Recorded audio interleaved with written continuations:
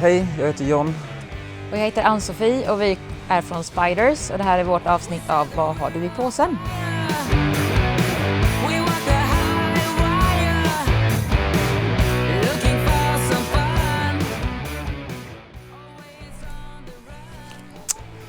Jag har ju med mig den här Dead Boys-plattan som heter Young, Loud and Snotty, som jag köpte när jag gick i högstadiet.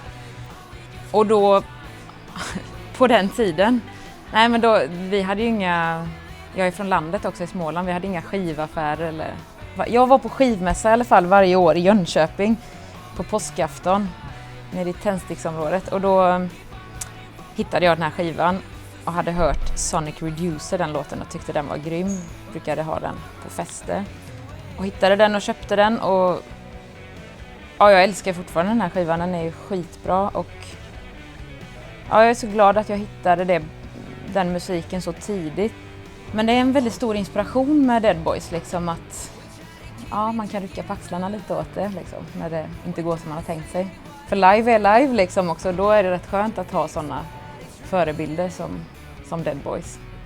Man vill inte ha att allting ska vara för perfekt heller. Alltså att de ska inspirera till att man vill ha, som du sa, skevhet, och att det spelar ingen roll om man spelar lite fel eller sådär, det är snyggt. Vi säger ju ofta det till varandra också om det är någonting i replokalen. Jag tycker det är så jävla svårt att hålla tempot på den här, eller det blir lätt skevt när jag spelar. Men skitsamma, tänk på Dead Boys typ. Det är någon sån här mantra. Bra grej att komma ihåg. Liksom. Ja, jag har valt Zipper som släpptes 1975 tror jag. Och de är från Portland i Oregon i USA. Och de låter... Ja, det är också det här med att de låter väldigt Led Zeppelin-inspirerat. Fast de är också garagiga och punkiga. Och väldigt skeva också på något sätt.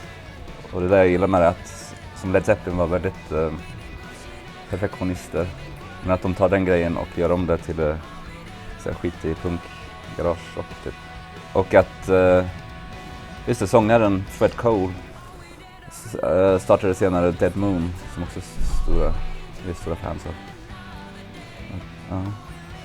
Det är roligt med de två också, Dead Moon, Tody och Fred, att de är ett par som har spelat ihop så himla länge liksom, och vi är ju också ett par och spelar upp, det har varit förebilder liksom, rent så också ju, att man... Ja, att det funkar att spela i samma band. Man kan harva på.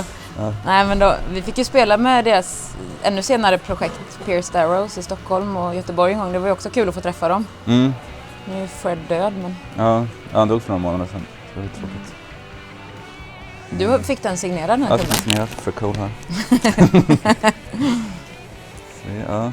Jag spelade ett band förut som hette Witchcraft, och då sångaren Magnus hade köpt en skivan, det var typ skitlänge sedan. Och då spelade han den första låten, och då kände jag direkt att shit, det här är min kopp te. Så ja, sen har jag letat efter den här skivan hur länge som helst, och sen när vi var på turné jag var i Portland i Oregon, så hittade den. Jag tycker fortfarande det är väldigt fräsch. Att det kan gå ett år emellan att jag lyssnar på den, och varje gång så känns det, aldrig tröttnar aldrig på. Ja just det, vi har en till skiva som vi valde tillsammans lite för att det var kul, för att vi ändå bor ihop och lyssnar på rätt mycket musik tillsammans. Det är ju Heart, Dreamboat Annie. Den har vi lyssnat sjukt mycket på. Ja. Eller de överlag liksom. De är ju systrar, de här tjejerna. De är ju så jävla coola. De hade det nog rätt tufft liksom när vi såg ju någon dokumentär om dem på YouTube. Typiskt så här, för att de två tjejer liksom, de så här råkar ut för att folk så här snackar om att de hade ihop det och sånt där, så jävla äckligt. De är systrar liksom. Och jag vet inte, men Anne fick väl en gitarr, och så var det väl Nancy som började lira på den och fastnade för det. Jag tror, var inte de typ en av de första kvinnorna som styrde ett rockband som styrde bandet typ? Ja, kanske. Men det är väldigt bra låtar på den här i alla fall. Crazy on You var den första jag hörde på den här skivan. Det var nog därför jag vet inte vems ex det här är, om det är ditt, men vi har ju varsin. Det är ditt, du tog det. Men det var därför jag ville köpa skivan i alla fall, för jag hade hört den låten. Jag hörde den första gången när jag var på turné i USA. Så jag lyssnade på den hela tiden i turnébussen. Varför jag aldrig hört den innan. Jag tror att Manne från Deadheads visade mig den låten, Crazy on You. Då letade jag efter skivan, men jag kommer inte ihåg vart jag hittade den. Jag köpte den nog här i Göteborg någonstans på Dirty Records eller någonting, tror jag. Ja, även om det kanske inte alltid hörs och känns liksom, så är det ju ofta väldigt mycket prat om det när vi skriver låtar, och att man vill ha det lite mer heartigt.